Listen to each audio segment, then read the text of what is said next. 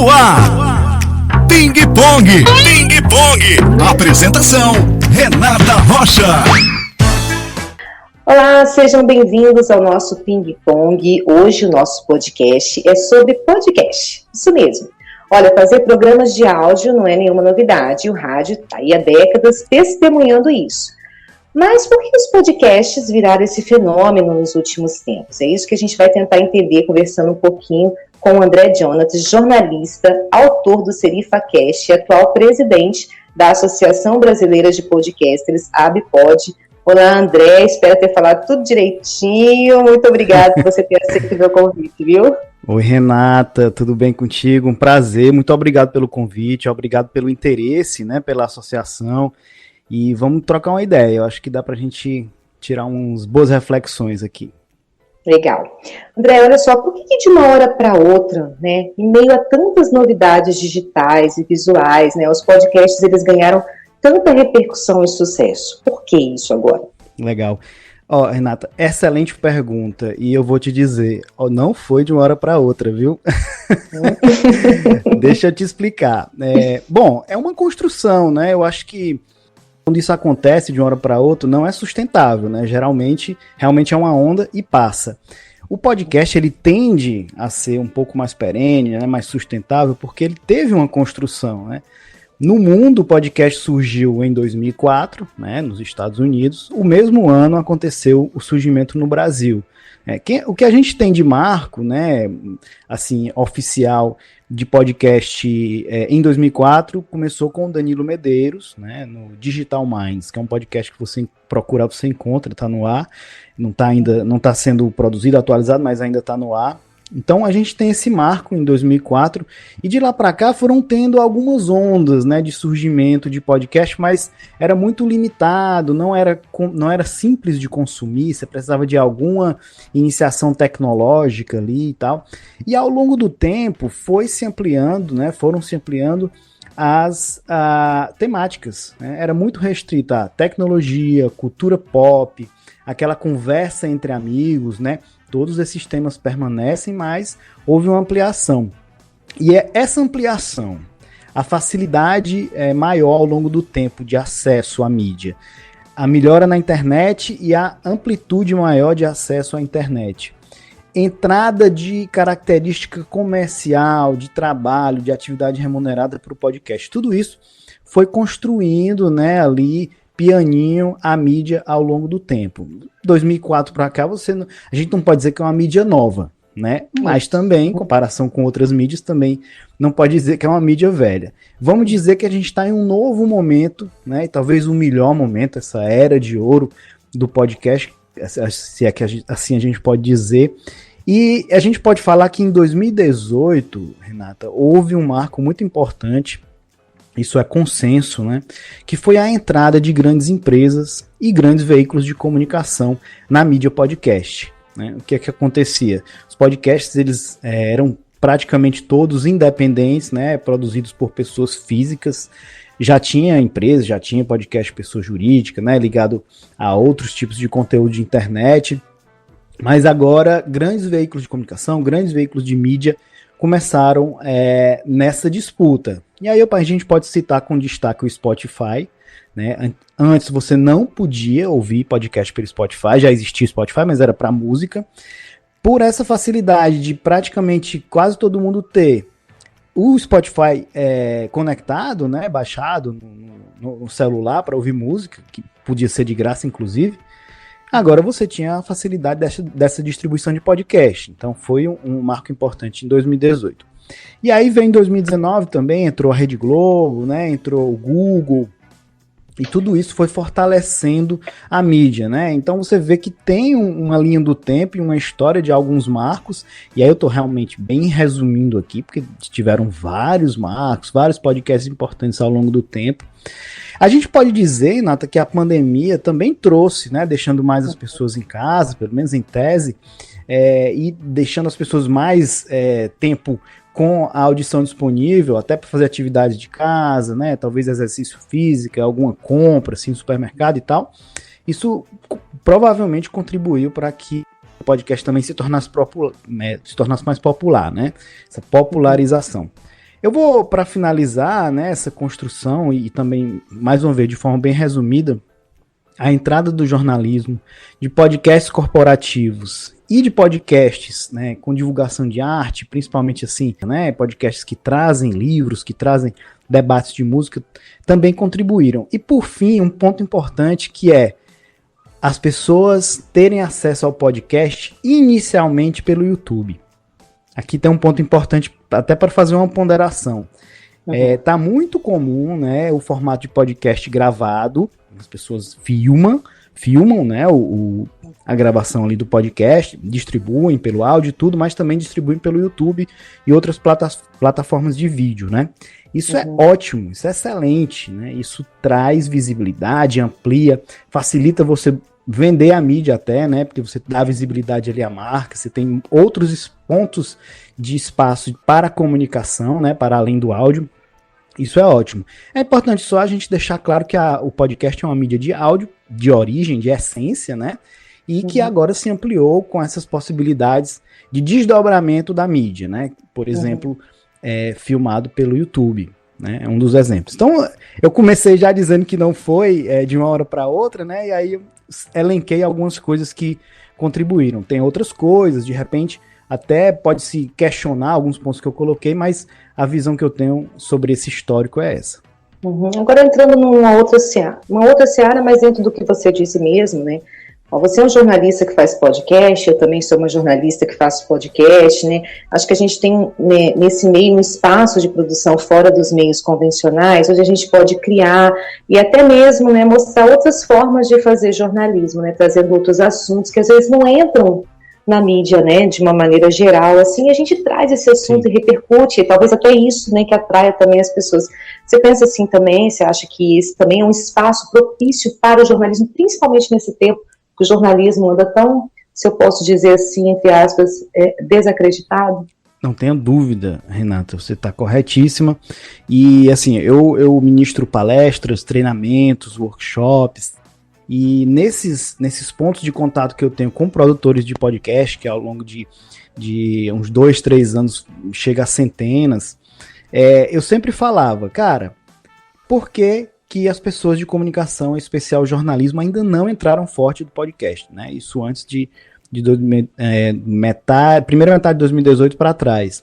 Porque o que acontece? Eu vou dizer aqui alguns dos 3 importantes pontos que você pode dizer até para a busca de um podcast bem sucedido, né? Em termos, na visão do produtor. É você conseguir encarar, né, encaixar aquilo ali na tua rotina. Quem produz podcast sabe a dificuldade no sentido de dedicação que você precisa, né? Então você precisa ter uma rotina de definição de tema, produção de pauta, produção para convidar os participantes, gravar, né, armazenar, editar, distribuir, divulgar. Então tem um processo produtivo aí de podcast que leva um tempo, esforço, muitas vezes dinheiro também. Então, encarar dessa forma, encaixando na rotina, é uma dificuldade. O jornalista já está ali na redação, faz parte da atividade dele produzir conteúdo, né? Então, isso aí é da profissão. Outra coisa, distribuição, né? Gravei, beleza, aqui, mas se eu não fizer um processo proativo de distribuição, quem é que vai me ouvir, né? O jornalista, o veículo de comunicação tem ali disponível, né? Do core business, né? Para usar aqui um buzzword, de quem produz conteúdo, o jornalista tá ali, tem um veículo de comunicação ali, faz uma campanha, tem vários canais, várias formas de divulgar e distribuir, né? Então, esse é outro ponto. Eu falei 3. O outro é o conteúdo em si, né? Então, o jornalista, o produtor de conteúdo, no trabalho de comunicação, ele vive daquilo, né? Ele, em tese, é um especialista em produção de conteúdo, né? De diversas temáticas, inclusive. Então, você está completamente correta. Eu sempre acreditei que quando o jornalismo entrasse no podcast, além de ser mais uma possibilidade do negócio jornalismo, né, é mais uma possibilidade também de você estar combatendo fake news, você estar democratizando a informação, dada a facilidade de acesso ao podcast. Por que combatendo a fake news? Porque o podcast precisa estar hospedado em algum canto. Você sabe que um dos grandes problemas da questão da fake news é a não rastreabilidade do conteúdo, né? eu não sei a origem, quem começou aquilo, como é que eu vou investigar e buscar, procurar responsabilidade para aquilo. Então, eu tenho um canal, tá ali hospedado em algum lugar, que é uma das características de origem do podcast. Você tem que poder assinar aquele conteúdo. O que é podcast? É um programa de áudio distribuído na internet que você pode assinar, né? Assim, de uma forma bem simples. É isso. Então, dá essa rastreabilidade. Consequentemente, assim, você pensa duas vezes, né? A pessoa que é mal intencionada vai pensar duas vezes em falar besteira ali, em termos de fake news. Então, todo esse caldeirão de informação, de características que eu te falei, né? Dá essa probabilidade de ser um sucesso quando o jornalismo entrasse no podcast, e é o que está acontecendo, né? Os grandes podcasts são de veículos de comunicação, são jornalísticos. Agora a pergunta de quem não está e que pode entrar, né, nessa área, quer saber, né? Dá para ganhar dinheiro com isso? Né? Sem fazer trocadilho, a pergunta de $1 milhão, né? Exatamente. Olha, o desafio é uma remuneração. Desculpe, a remuneração é um desafio, né? A remuneração é um desafio atualmente para quem produz podcast. Sempre foi, mas agora isso está sendo mais falado, né? De uma forma mais aberta, de uma forma mais franca, né? Colocando ali o dedo na ferida, onde é que precisa melhorar, o que é que precisa fazer. Foi muito interessante agora na Campus Party, né? Que a ABPOD participou, né? E produziu, na verdade. É possível que você escute aí alguns barulhos domésticos de criança, viu? Mas tá tudo certo. Sem problema. Então a gente participou da Campus Party e colocamos, né? Produzimos lá painéis importantes, e inclusive debatendo essa questão, né? Trazendo as formas de rentabilizar, de remunerar. O que eu digo é o seguinte: sim, é possível, é viável, e você pode começar um podcast pensando em ganhar dinheiro com ele. Agora, não é fácil. E exige que você se dedique àquilo. Assim como qualquer outra atividade, não é porque você vai começar um podcast que vai garantir nem que você tenha audiência. Quanto mais que você vai ganhar dinheiro.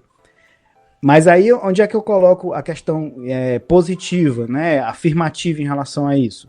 Se você tem um planejamento, se você tem um objetivo, um propósito, você sabe onde quer chegar e busca os meios para atingir aquilo, é natural que você consiga, né? Isso vale para o empreendedorismo, isso vale para a sua carreira, né? Isso vale para uma startup, talvez. Então, tudo que você tem um objetivo, né, de trazer uma atividade remunerada, que te traga benefício financeiro também, você precisa ter a dedicação àquilo. Mas hoje está muito mais possível disso acontecer. Você tem financiamento coletivo, que ainda é a forma que os podcasts buscam mais, né, remuneração, forma ali a importância de formar a comunidade, né, para que aquelas pessoas possam te apoiar de alguma forma. Então, financiamento coletivo, crowdfunding.